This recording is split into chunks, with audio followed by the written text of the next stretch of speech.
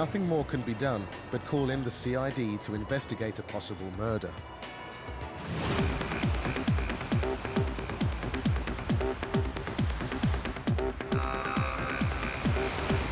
It's no accident that most of what the Caribbean cops do goes unnoticed by the tourists. They're here for a short stay in paradise, and the cops work hard to keep it exactly that.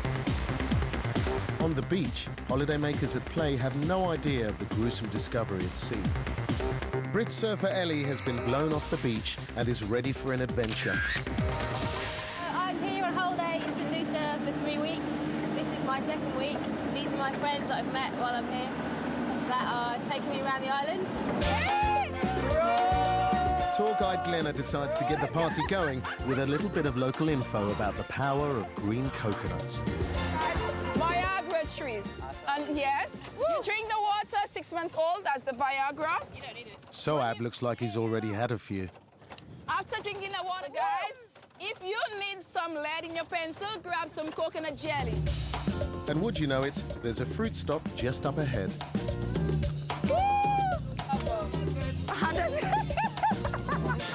This is all the local Viagra in there. It's the jelly, which puts the lead in the pencil for the guys. So just take a look at it. You see what it looks like? What does it, ladies, what does it remind you of? I'm not saying anything. No, you can say, what does it remind you of? Frog spawn. So, Talk of love juice puts the girls right off. trees, yes. So the guys, you want to taste it? Oh, Ellie. Maya! You got a little bit too, man. It for me. Restored and revved up, next stop is Mount Jimmy, famous St. Lucian landmark and site of more local customs. This is Mount Jimmy, the tallest point on the island. This is where we taste all our marijuana and cigarettes on the island. It's a bit difficult for the drug squad to get up there, yes, they can, but it takes a while because it's the tallest point. I have a Mount Jimmy on my own, you know. You have a Mount Jimmy? Yeah. How tall? You can climb it. It might take you a couple of days to conquer, but... It looks like the coconut jelly has already got to Soab. Elsewhere, drugs are no laughing matter.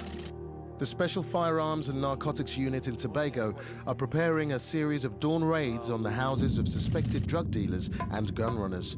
Our proposal this morning is to do the western end of the island. This is Superintendent Franklin Edwards, and tonight is his big mission. With his team of tactical assault officers, he's planning to give a few unsuspecting souls a wake-up call they won't forget. Our attempt today is to retrieve as much as we can and to arrest the perpetrators. So we are going to give them an early morning surprise. They arrive at the suspect's property. Come. They quickly open up. This is the police. This is the man here? Yeah. What's your name? The suspect and his family are rounded up. We have a warrant to search your place.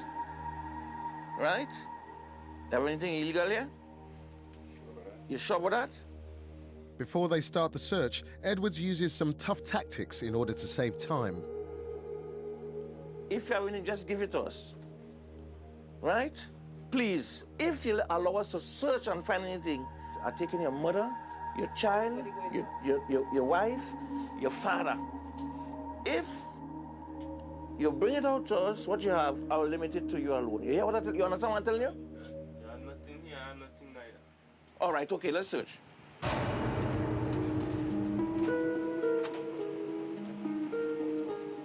I've given the suspect an opportunity to bring out what he has so that we could be very reasonable and I may have the opportunity to use my discretion towards him.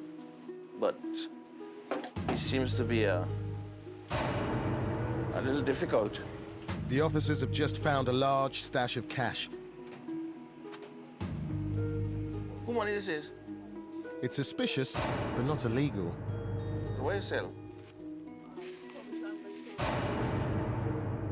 They spread the search outside to the suspect's car. This time, they find something. It may only be a few crumbs, but it's enough to make Edwards lose his cool. Drugs is not good. You're selling drugs. you're transporting drugs. But wait, all the bucket that go in the well, one day bottom must watch me in my face. You hear what I'm telling you? All the bucket goes to the well. Watch me in my face, boy. One day bottom is gonna stop. But marijuana dust isn't what Superintendent Edwards is after. It's this young man's lucky day. I really wouldn't lock you up for that. Okay, so that is your Christmas gift there. Last year Christmas and this Christmas. And unfortunately, we didn't find a substantial amount of illegal drugs to prosecute this guy. We found a dust of marijuana, minute grams, you know. The man is let off with a warning, and Edwards and his team head off to their next target before dawnbreak removes the element of surprise. Coming up after the break, will the Booze Cruise revelers keep their nerve and take the jump? Oh my God. And meet the former London cabbie who's not happy with the zero-tolerance traffic cops in Jamaica. That's bullshit.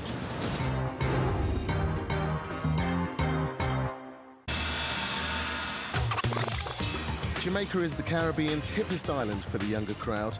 It's got reggae, street cred, and just enough risk to keep the thrill-seekers happy. But while the tourists indulge in their Caribbean fantasies, the island faces up to being one of the murder capitals of the world.